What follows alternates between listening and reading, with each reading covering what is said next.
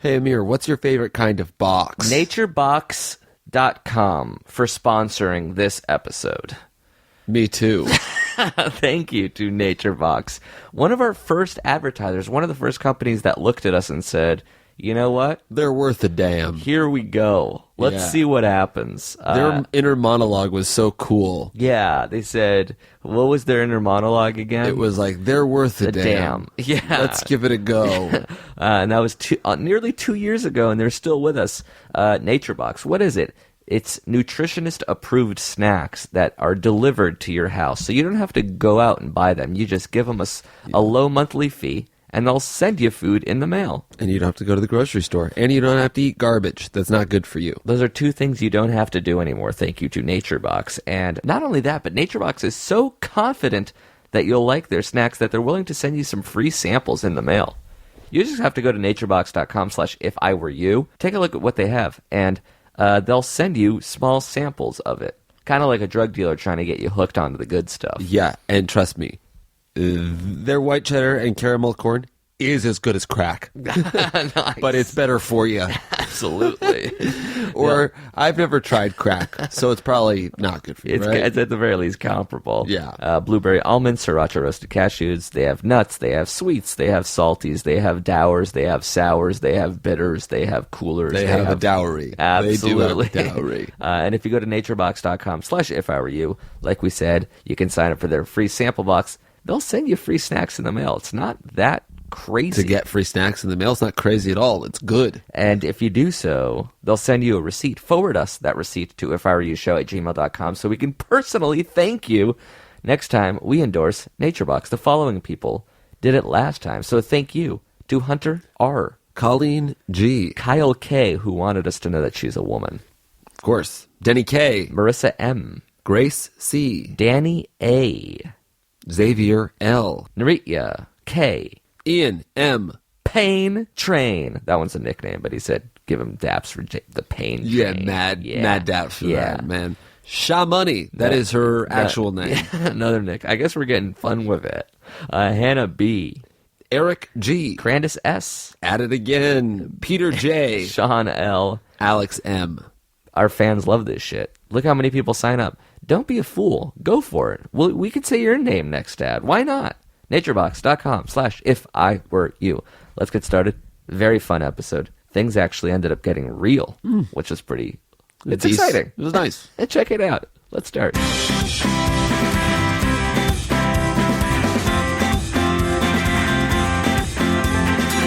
you like to drink in the air, this is what they'll recommend. Stop being a tin the crate, so try and seize the cheese. Eat all the hash to dope, and things will actually get real. But you'll be put on blast, cause the journey will be doing you. And it's how you, it's how you, it's how you, it's how you show. It's how you, it's how you, it's how you, it's how you show.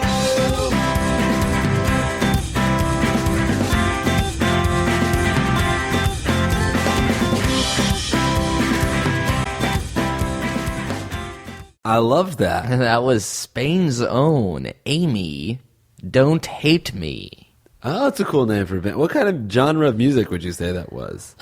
Folk, neoclassic, rock and roll with a little bit of hip-hop, R&B. No hip-hop, no R&B. The best of the 80s, 90s, Maybe a little today. punk, though. Yeah, the #1 Arbitron-rated Listen at Work station. It sounded like the secret song at the end of a punk album. Oh, yeah. All by myself.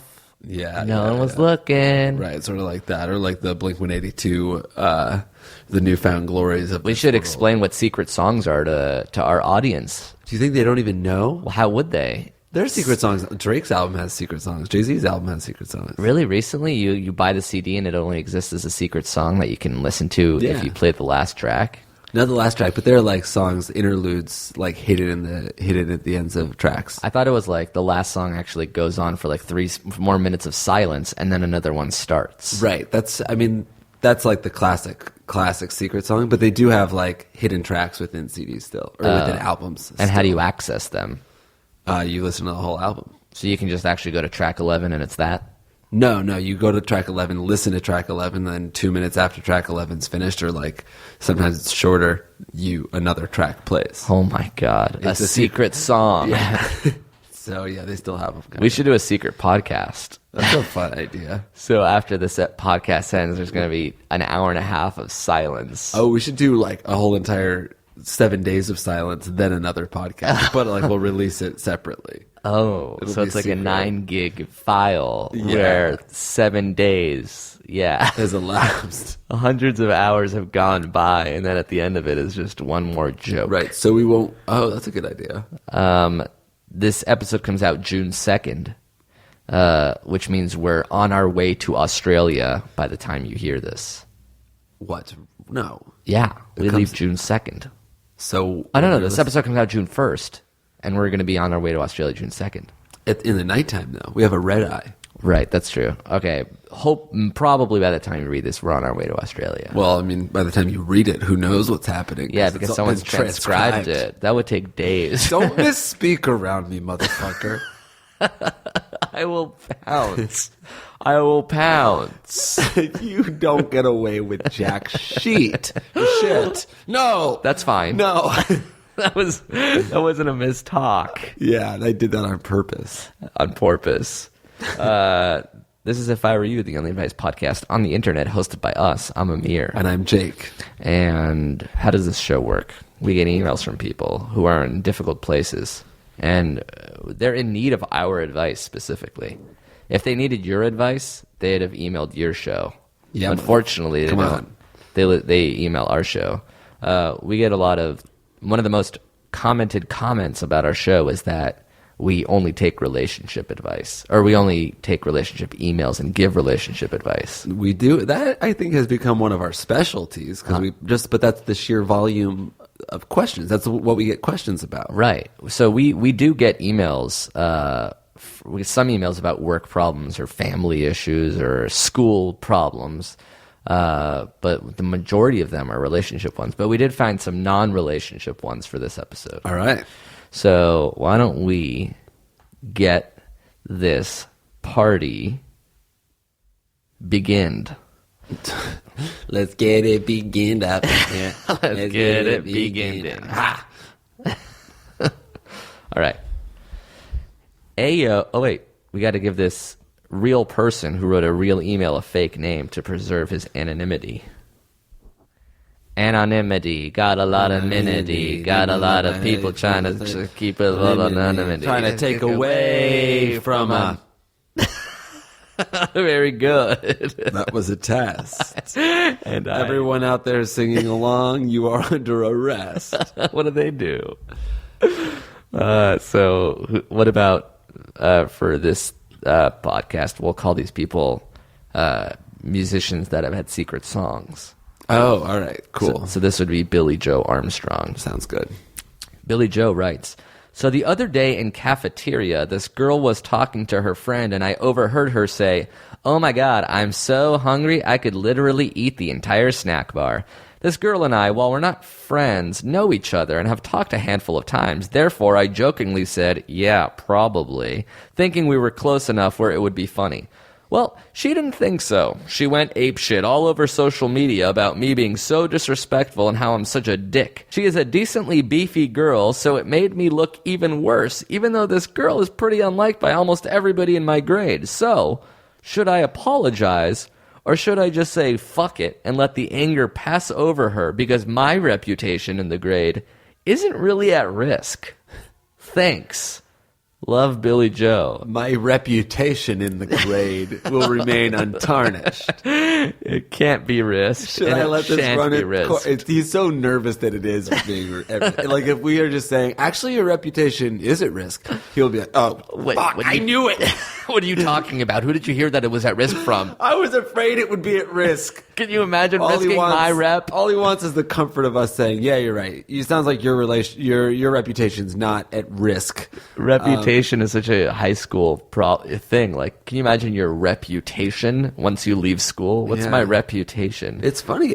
What am I reputed as? Do you care about your reputation? Maybe subconsciously, but I never really think about reputation. the word, at least reputation. Now that I say it over and over, it's starting to lose meaning. What is my reputation? Right. Table's also a weird one to just say over. Yeah. Table. Table. No, that one's fine. Reputation is weird, though. I guess our reputation is defined by this podcast. Like, mine is like this logical, analytical, emotionless dude, and yours is like a fiery, passionate, loudmouth asshole. Yeah. That's your reputation. So if your reputation was at risk, it would be quite devastating. I don't know if there's one thing you could say or do that would risk your reputation, but in high school, everything is hanging by a thread. A thin line. That's true. So, would you apologize if someone was blasting you on social media? It sounds like he wants to apologize why doesn't what's the harm in apologizing? Yeah. Like, it sounds like he feels bad. He feels guilty. So just and he sorry. shouldn't have said that. And he's like, I don't know. I guess he's just like thrown because he's so surprised that all of this has happened. Yeah. He's like, do I have to apologize? Of course you do. Well, then what if my reputation is the apologist? I think also you have to take it as when somebody acts like this, like when somebody puts you on blast on social media, when there's this offended, then like of course you just apologize because you've clearly done a bad thing. You offended someone in a really rude way. I mean, have you ever apologized on social media? Apologizing on social media, I think you don't apologize on social media. Oh, you apologize offline. Yeah, in person. So you just say, hey, sorry about that. I think what really matters more than your reputation is Nothing matters Correct. more than the being a nice guy to this girl. So reputation 1, nice guy to girl 2. Well, I guess you do always want your reputation to just be like, oh, he's not mean. That's a good reputation. I mean, you can make your reputation anything you want, but number 1, have nobody think you're mean would be a good goal. No one thinks I'm mean. No one thinks I'm a douchebag asshole who calls women fat in the cafeteria. So the goal in life is to go through it without really offending anyone so that nobody thinks you're a mean. Right. So navigate through the waters of society without really jostling anyone the wrong way. And it's funny, too, because he's like, she took it the wrong way. He meant it as a joke, and she didn't take it like that. It's not like you have so much at risk here that you don't want to apologize for. Like, I don't want to set a precedent by apologizing to people I accidentally offend. What sort of message does that send to the student body? You made a bad joke, and now somebody's really mad, so the right thing to do is apologize. The end. Is it ever not good to apologize? Would you ever say, don't apologize? Well, if he like stood up for what he believed in some way, if this girl was like, even then, wouldn't you just apologize? Like, if someone was mad at you, even for a bad reason, what's the harm in just saying sorry? Right. I'm trying to think of a time where I've like really felt like I was in the right, and I also had to apologize, and I can't think of one reason. It's funny how pride is a thing. Like, right. That's the only thing stopping you from saying a word that you think will make someone else feel better, because you don't want the message to be that you were wrong. Right. But I think the thing also about apologies is that they take on such a strange form where the problem has at this point become bigger than he should have never said it, right? But since he did, he can't just apologize like, hey, I'm sorry I said that. Like, it's not okay, because now other people are mad at him from social media, and like other people in the school will be like, this guy's an asshole, this guy's mean to women. It's taken on a grandiose aura, okay? You can edit that to make it look like I came up with aura quickly, right? So what he has to do is he has to basically debase himself completely, start from zero, and it's like, I am sorry. I am a huge asshole. I should have never said that. I don't know what's wrong with me. You need to apologize so much sometimes when you say you're sorry that the other person has to not only accept your apology, but start to build you back up. Oh, so you have to apologize I'm a so monster. much. I can't believe I said that to you. I hate myself. And only then can somebody rather, like, that's when it changes for them to say, like, no, you're not an asshole. You're not a monster. I know you meant it as a joke. That's what you need to let them tell you that you meant it as a joke. But you can't say, I'm sorry, you obviously took that the wrong way. I meant it as a joke. I didn't mean to offend you. Like, well, you did offend me. You're an asshole. Like, hey, I'm not an asshole. You're going, like... You have to apologize so much that the other person starts to apologize. Right. That's like sort of when I was in relationships when I was a younger lad. Like, I would think, like, the only way to end a fight is to feel so bad that the other person, like, had to, like, make me start feeling better. That's the nature of apologies and arguing. But I feel like it was false. I was just I was lying so that this person would make me feel better, and then I'd be like, all right, it's okay. Now we're back to neutral. Like some sort of weird, it's so manipulative, demented game. But I don't know. It's just like the way things are. So I you wish have it was better. So you have to actually, like. Well, I guess what percent of apologies would you say are yours or non-sincere? I think at this point, when I apologize for something, I mean it. Because one thing you can do before you apologize is to, like, really put yourself in their shoes. This is how you would give it a sincere apology. I think what I was talking about is sort of what makes people not like to apologize, because that's the nature of apologies. But if it was me doing it, I would really search my soul to find a reason that I was sorry. So rather than look at the way she blew up at you and how you feel like it's undeserved, you look and say, how did I make her feel with that comment? What could she have been going through in her day or in her life? And, like, why was she so offended? And then when you talk to her, you really are coming from a place of being like, hey, I am sorry. I obviously couldn't have understood how that would make you feel.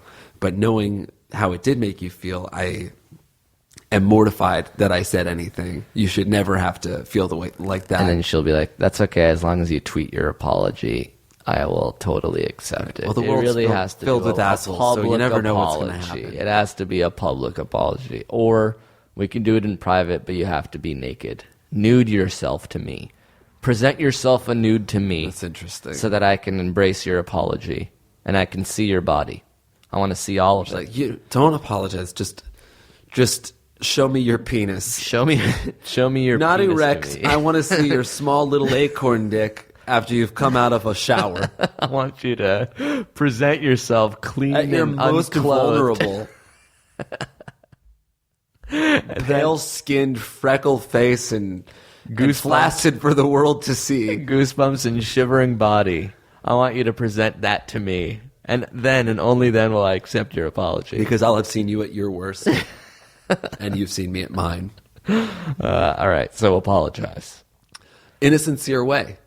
It's like, if you're not sincere, find a way to make yourself sincere. If you're making yourself sincere, then you're not sincere. No, anybody It's not a lie if you believe it. No, if you're flippant with your apology, then it's not sincere. But if you say, like, if you actually sit down and you think about why you should be sorry, then it is a sincere apology. So what if you are sincere? Change. You are sincere, but you just say it really quickly, like, "Oh, I'm sorry about that." Or is that better than actually meaning or sincere short apology, or one where you're lying and I don't think there is such a thing as a sincere short apology. Why not? If like you actually feel bad and you say, "I'm really sorry about that. I feel bad." Or if you're lying, you're like, I searched my soul and I totally get what I've done to you. And it really wrecks my heart and brain to know that I did that to you. And you're just acting. Well, if you're really, really sorry, why would your sincere apology sound like you're being an asshole? Because you don't know how to talk to people. Okay. You feel bad. You feel uncomfortable speaking sincerely to people. All right, apologize. Always apologize. You need another guy's name who had a secret song on an album. Jay-Z. Writes, "G'day, guys. I got a seriously stinky situation and desperately need your advice on how to deal with it.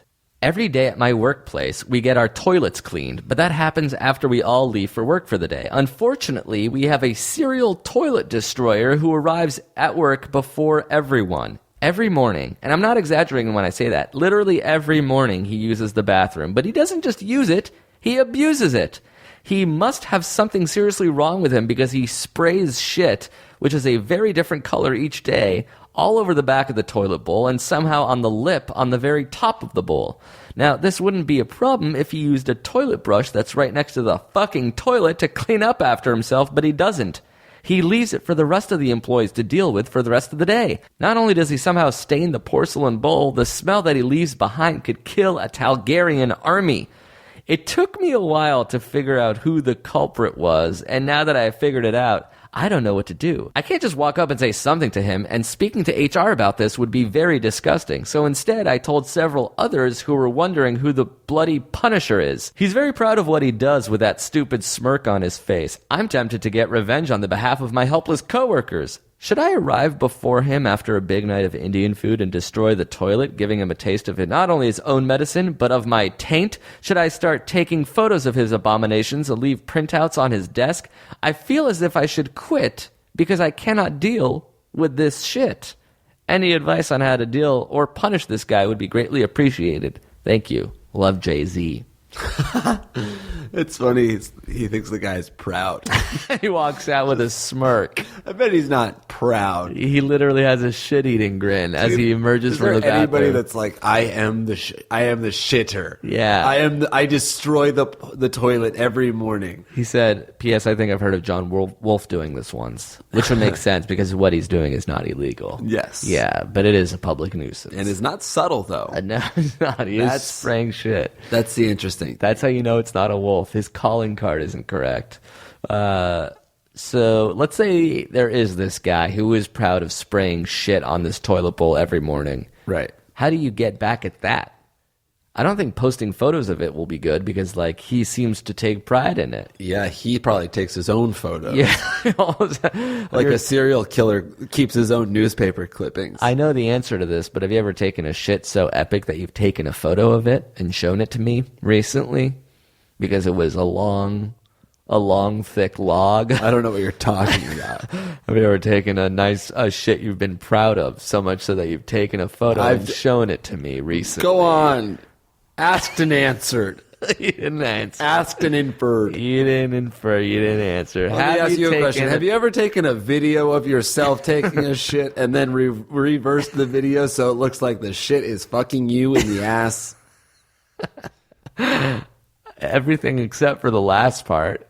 It doesn't look like it's fucking me in the ass. It looks like it's going back into me. Sure. There's no insert outsert. What is your point here? My point is that I make art and you make shart. And speaking of shart, what should we do about this shitsmith? This mystery shitsmith. The shitsman. How do you embarrass a shitsman? Okay, this is what you do. Oh my God. And this is something that we did at Burning Man. Oh. This is something I learned at Burning Man. So you know it's true. I think it would be more embarrassing in this scenario. It was funnier at Burning Man. So there are porta potties everywhere. Not everywhere. Where the porta potties are. There are porta potties. And you like in the middle of the day in the high points, there are usually like lines for them. What do you mean high points? Oh, like rush hour? Yeah. Gotcha. Just like, so people are in line for the porta potties. Somebody goes in, mm-hmm. and then as soon as they go in, a big mob of people comes around with a red carpet. Oh. They roll it out. Oh. And like from the porta potty door, just out back into the middle of the crowd. Yeah. Everybody, they call people over. Everyone comes around, forms a huge crowd on both sides of the red carpet, and then you wait. And as soon as that person opens the door, everyone just cheers, and then they walk the entire red carpet, and at the front they like they pose with like a photo. Yeah, and they make a speech. So they do that to everybody or just one person? No, it's just like it never happened to me. Random. Yeah, it's like just this group of people that like to stage this sort of. So he gets everyone in the office to come in, roll out the red carpet so that when this guy leaves. Right. But so maybe rather than like celebrating, like cheering for him, they all jeer at him. Oh, they hiss. Yeah. They'll all. There's serpents to that point. Especially if everybody is aware of it and everyone knows who it is, they should all, because you can't be mad at everybody. You know what they should do? They should up the ante from that. Like, because I think what's giving him that shit-eating smirk is that he thinks he's doing this as like a silent little assassin. So what if he gets everybody to go into the bathroom while he's doing it?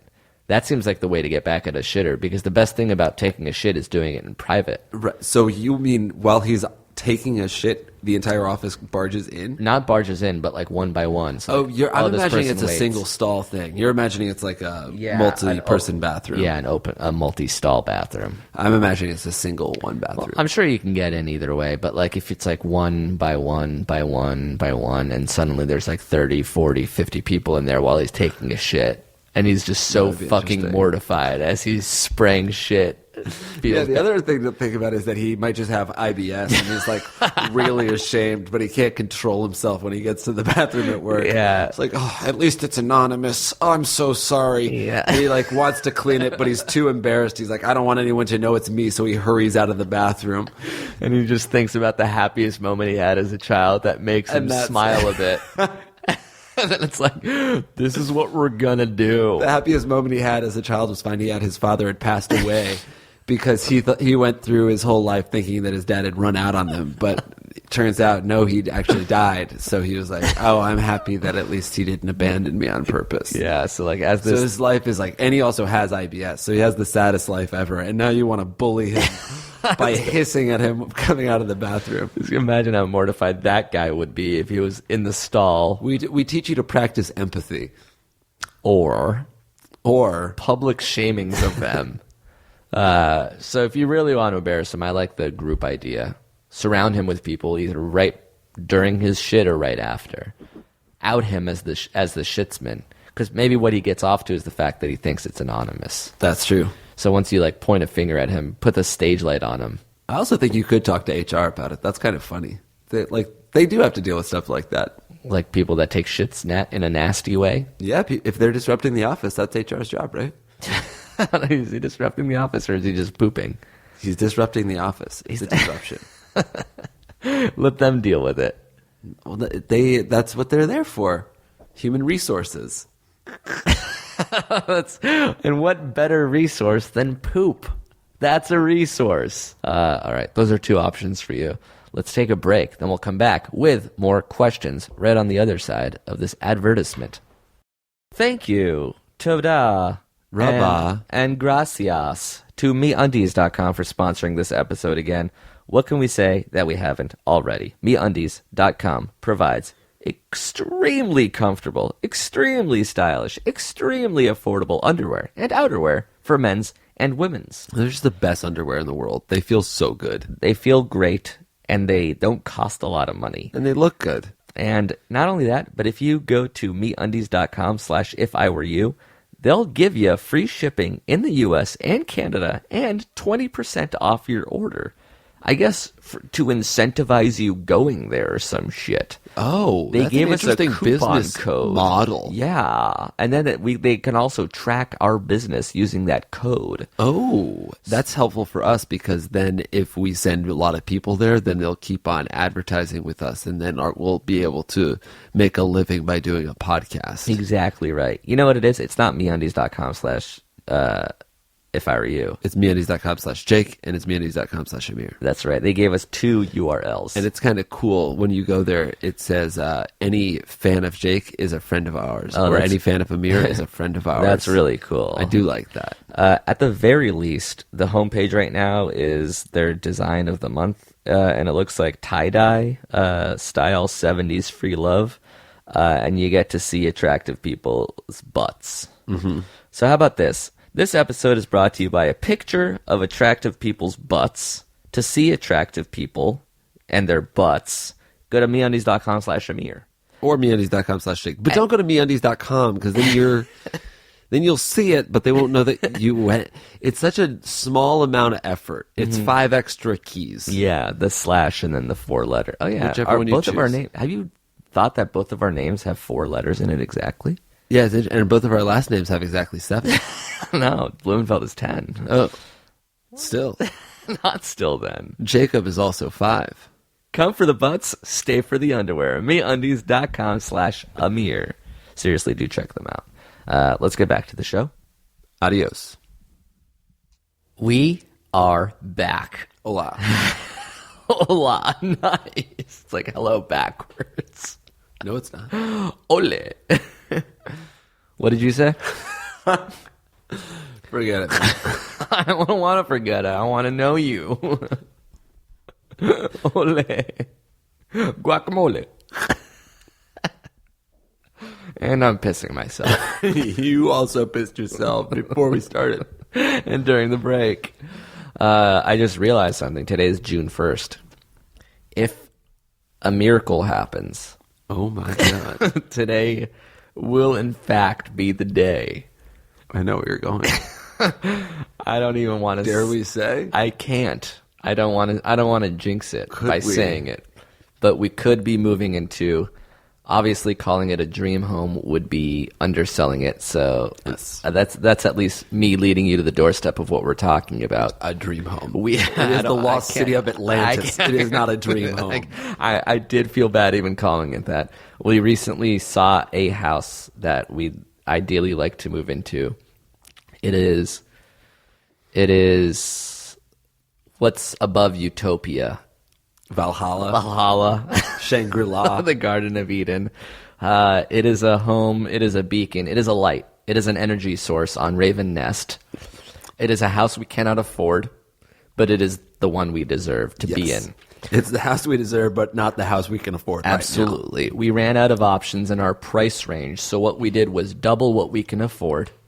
And what we saw was a Actually, home. borderline tripled. Borderline By the tripled way. what we can afford. We did. It was We our tripled initial. what We can tripled our afford. initial budget. That's right. Without tripling our income. Mm-hmm. So we just said we are willing to spend what we're not. Just to get in the door. We convinced ourselves in order to walk through these pearly gates at Raven Nest. And what we saw dumbfounded us. We were awestruck. We were dumbfounded. We were confounded. We were struck-founded. And it is unfounded, unprecedented. I can't imagine a world where we don't live in Raven Nest. I can't imagine a world where we To do. live and to die in Raven Nest. Would be more than an honor. To die 1,000 to die 1,000 deaths for one night in Raven Nest. My goal in life is to find a woman who will bear me a child who will die in Raven Nest. A child. What a child to die. proud moment it would be for me to lose an To infant. lose my kin to my king. For me to feel that sense of shame and sorrow I in will Raven be a Nest. jester. I will be a jester in the palace that is Raven Nest. I will proudly serve the king Absolutely. as a humble As you jester, should. as a servant. As I you will should. be a prisoner that is bound to be beheaded. Absolutely. 'Twould be an honor to find a genie, so that I may grant you the other two wishes, for I have but one. It is to die in Raven Nest. For me to live there for an eternity as a dead soul would be greater than To spending... be reincarnated as a blade of grass on the lawn of New Zion, of New Jerusalem. That is Raven's Nest. For me to be a patch of grass that a pig would spend eternity shitting on, as long as it be in Raven Nest. For it to be in Raven Nest would be such an honor. May I ask you a question? You already have.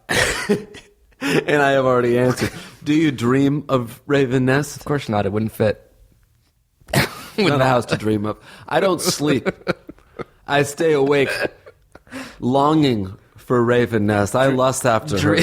Dreaming implies that I am at a state in my life where I can be restful outside of Raven Nest. To Raven Nest. To Raven Nest, to you, to me, so that we may find the cash. Raise a glass, but do not let the wine touch your lips, because the wine of Raven Nest is too sweet to bear.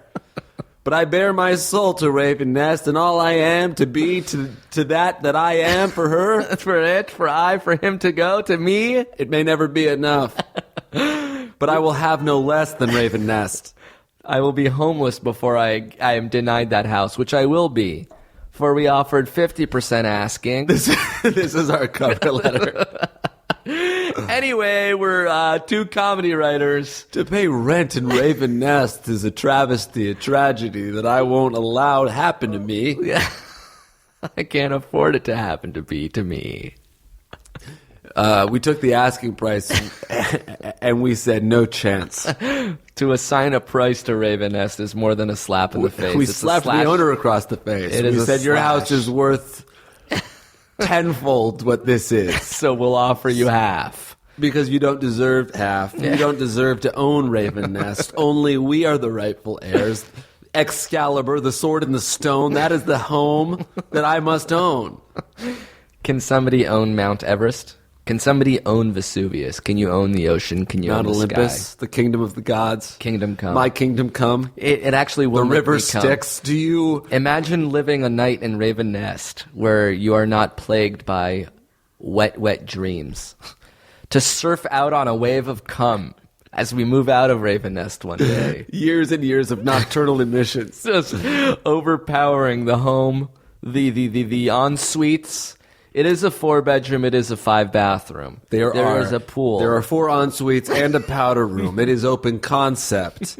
There is a pool, there is a 2-car garage, there is a gate.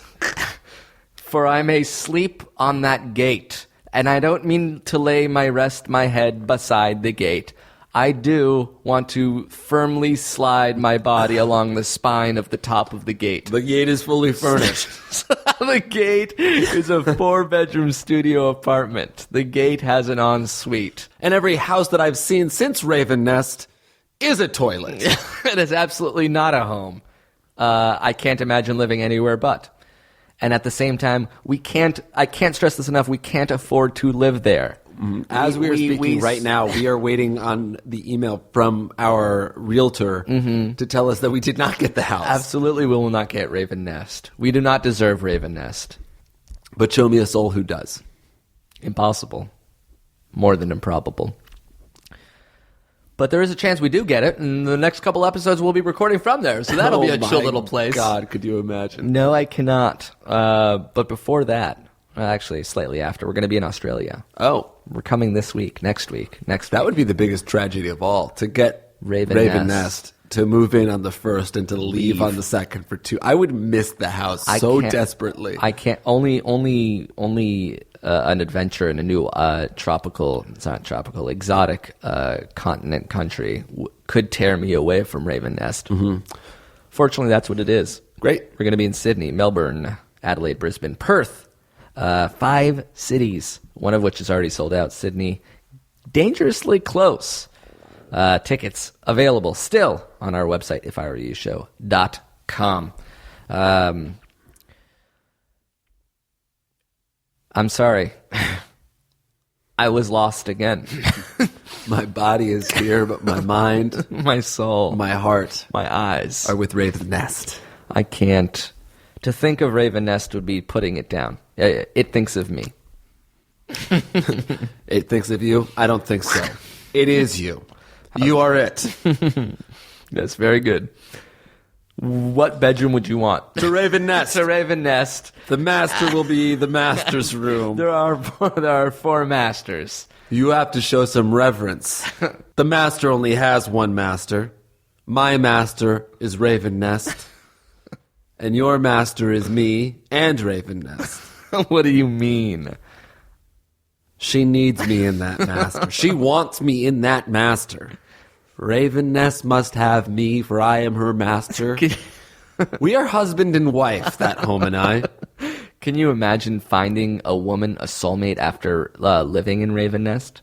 Can you imagine starting a family after having... I only have so much love to give. And it is all with her. With Raven Nest. could you imagine sleeping with Raven Nest? Can you imagine taking her in as a soulmate and a wife to you? I can imagine letting Raven Nest wear a strap-on and pegging me, sir. Can you... How do you imagine that happening? I would like to put a strap-on the ensuite. What's that? Nothing. Forget I said this. A strapping strap-on the ensuite. All right, let's get to one last question, shall we? Yes. This one is a relationship question. I'm sorry, we can only avoid it for so long. Yeah, we get so many relationship questions that even on our special non-relationship There's still one. episode, 1 of 3. But this one's pretty good. Do you have another? Is there a name worthy of even bringing up after we discuss Raven Nest? A hidden song? I don't think Raven Nest knows a hidden song. I think she is an opera. I think she is a swan song. I think she's a siren song. Meaning I am sailing to her, and I will let her consume me, knowing that I will die a slow death, but to live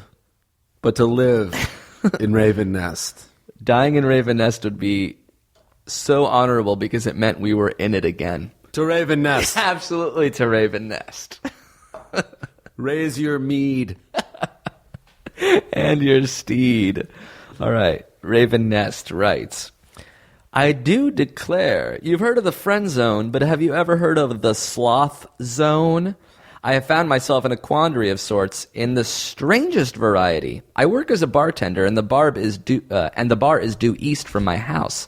Remember that direction. It will come in handy later. Now, one fine evening, I am tending bar, being a suave and a cool, when the gods of alcohol consumption smiled down on me, and 2 beautiful girls I had been making conversation with at the bar left me their phone numbers on a single napkin. A notable aside is that for some reason our conversation somehow landed on the topic of sloths. Here's where it gets tricky. They are obviously friends and thus obviously talk, so I didn't know if it could be some sort of trap to text one of them before the other and potentially give away which one I was more interested in.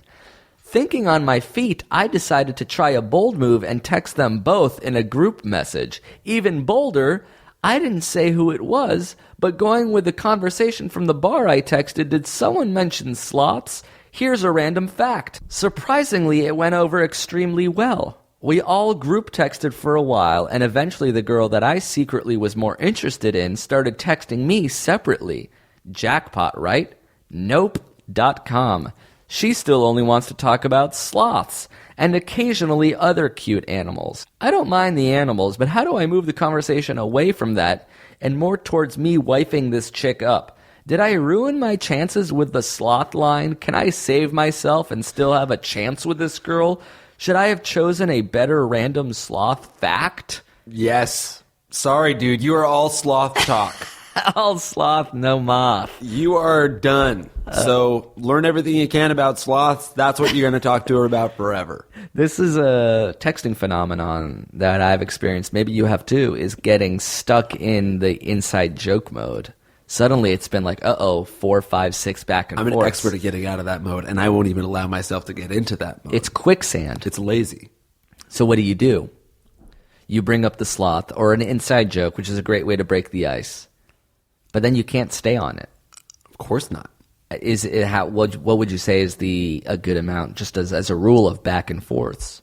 Maximum 2. So you say sloth, she makes sloth joke. You make at most one more. And if she makes does one more, you're out. 100% done. You're gone. You are ghost. You don't have to respond to every sloth-related thing she says with something else sloth-related. Change the subject, just like in any conversation. For example, we were talking about what could only be described as, like you said, the gates to New Jerusalem. Mm-hmm. And then right now we're talking about sloths. Well, when I'm talking, I'm only ever talking about Raven Nest. Absolutely, that is because that is where I am. That is where I belong. True. That is where I come from, and that is me. Okay, I feel like I resent the accusation, the implication. I did not accuse. We both have a reverence for Raven Nest. Let's leave it at that. No one reveres her more than I, except maybe you. So we revere her equally. So do we revere her equally? Silence. Shall we do 2 minutes of silence in reverence to Raven Nest? To Raven Nest.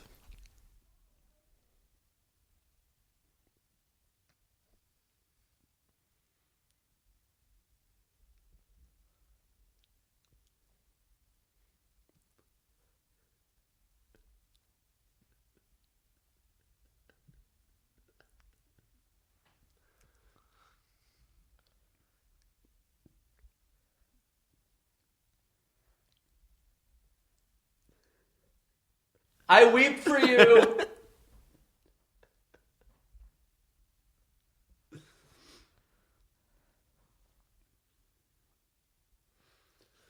To raven nest, how sweet your nest. Just how sad would it be to interrupt a moment of silence to sing a bad song you wrote? Like considering that as the stage. Everybody needs this. And here we go. Raven nest. O'er the fence of Raven Nest, for she goes and high she waddles. Why young go to Raven Nest? Hey diddle diddle and a hey diddle daddle. Raven nest, how sweet the nest. What once was sad is now the best. Oh, Raven nest. Bad. How dare you? For even the worst song about Raven Nest is music to everybody's ears. What should this is going really well from this guy, this sloth guy, right? Yeah, of course. He's got. If somebody takes it from grouped just to you, that's like the flirtiest thing the I've ever flirtiest heard. thing is leaving your number on a napkin for a bartender. That's And then- dangerous, though. The 2 numbers.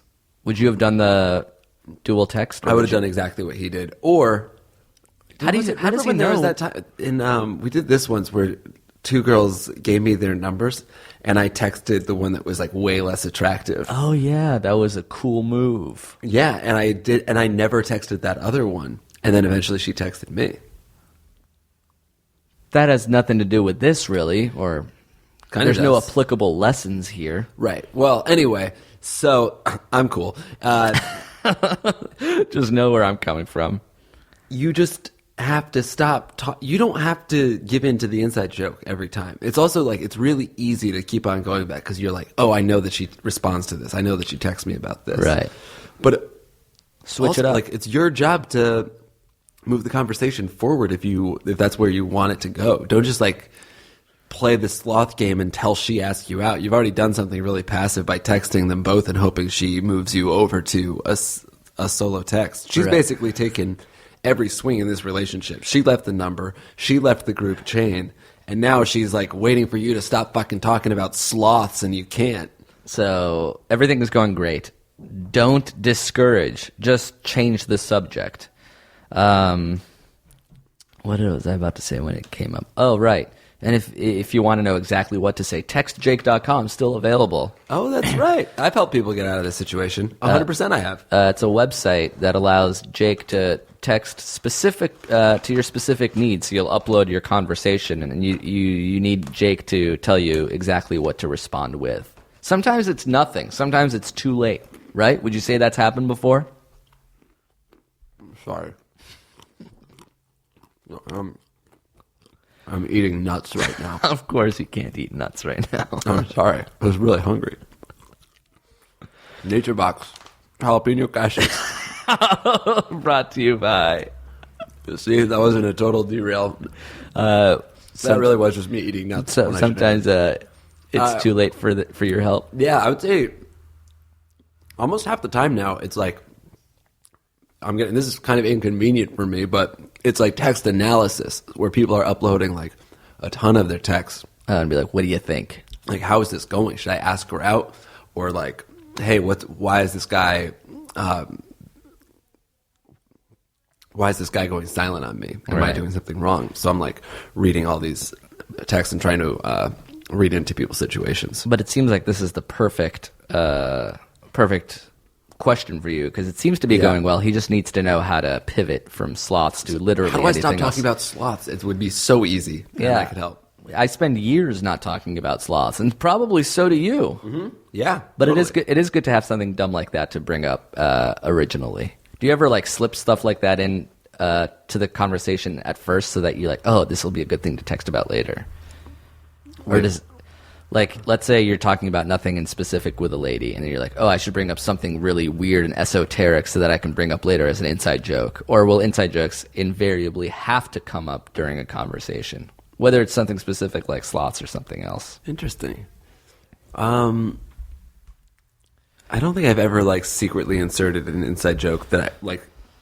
It usually comes up organically. Yeah, I would say so. Because every conversation is about something. Right. As soon as you guys get, like, a common interest, then you can exploit it for a little bit, just like you did with sloths. But you can't. It's not the what's the word? Like the gift that keeps on giving. A gift you can't. Raven Nest. It's not the gift that keeps on giving. Raven Nest is the gift herself. Okay. She is the gift. She is the one. All right. She is Adam. She is Eve. she is the serpent, and she is God. She is the Bible. She is the story. She is Mecca, Muhammad, Allah. Oh, wow. She really is everything. And anything. And nothing at all. The house itself does not exist. All at once. And it is worth 60% of asking. That being said, I cannot stress how little we can afford this home, sir. Why did we see it the way we did? You've built a palace. It's so funny to just like have the image of us walking through all the rooms like, oh, this is really nice. This is great. And then knowing what our financial situation was. It's like test driving a Tesla with $38 in your bank account. Yeah, of course, it is a nice car. Yeah, I already knew that. I haven't done enough in life to deserve it, unfortunately. Mm-hmm. So for this guy, things are going well. Just change the subject. Exactly. All right, that's our time. Thank you so much for listening to the show. If you have your own questions, your own theme song submissions, like Amy Don't Hate Me, send them over to ifirewyoushow@gmail.com. Still accepting thumbnail submissions for our Facebook page every time we upload our podcast. We use original artwork from you, our talented fans. The opening theme song, once again, is from a Spanish group, Amy Don't Hate Me. And this closing one is a full song. It's pretty good. We just felt a little weird opening the show with like a multi-minute song. So it's from a band called The Legacy. Enjoy that. We'll be back next week. And then we'll definitely be in Australia by the time that episode comes out. All right, bye.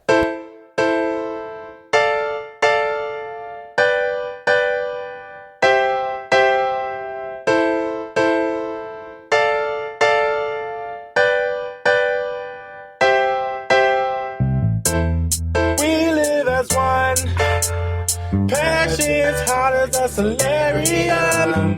Frank and old jets, I'm wearing them. I'm numb, but I'm done. Round and one like 20 jeans. On my knees get seems like cheese, yeah. But only if she's in between. She wants to be in the middle. She wants to be in the middle of us all. She wants to be in the middle. She wants to be in the middle of us all. She wants to be with me. She wants to be with he. I guess that she wants to make it three. She wants to be in the middle. She wants to be in the middle of us all. And I'm stuck in the middle with you. Wearing sweater like penis and 32s. Making podcasts like these nerdy dudes. These two. As I long for an answer, I need to know. I'm Belle if I were you the show. Make fun of me but help me too. So, get in the middle, bitch. Ben Schwartz, Tommy in the middle ditch. Get a spotter so I can get hella rich. Cars up, looking like I'm in a pit starstruck at a Starbucks, like I see a topless Mark Paul. I keep calm and swipe phone, match with a girl hotter than Jake's mom. Quickly flew to a house, man. 95 on the freeway. 30 minutes later, she giving me head like I did a little leeway. She said she brought a friend. I'm like, hey, yeah, three-way. To my surprise, it was the guy. She said, don't worry, he ain't gay. She wants to be in the middle.